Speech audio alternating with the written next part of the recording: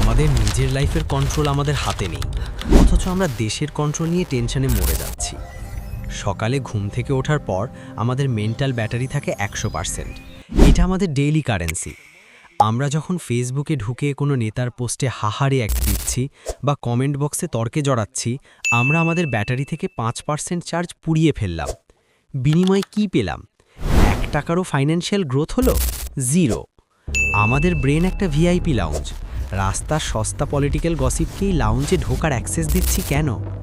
যে ইনফরমেশন তোমার skill, health বা ব্যাংক ব্যালেন্স বাড়াবে না, সেটা ডিরেক্ট স্কিপ করো। কেউ একজন চরম ভুল কথা বলছে, বলতে দাও, তাকে শুধরে দিয়ে তুমি নোবেল প্রাইজ পাবে না। তোমার এনার্জি সেভ করো। জ্যামে বসে থাকার ওই বোরিং টাইমটায় পডকাস্ট শোনো। এমন কিছু শেখো যেটা তোমার সিভির ওয়েট বাড়াবে। রিয়েল পাওয়ার আসে ফাইন্যান্সিয়াল ফ্রিডম থেকে। স্ক্রল করার সময় তোমার বুড়ো আঙুলটার দিকে একবার তাকাও। অটোমেটিক চলছে, তাই না? এই অটো পাইলট মোড অফ করো। তোমার অ্যাটেনশন চুরি করে সোশ্যাল মিডিয়া $1 বিলিয়ন বানাচ্ছে, আর তুমি দিন শেষে ডিপ্রেশন নিয়ে ঘুমাতে যাচ্ছ।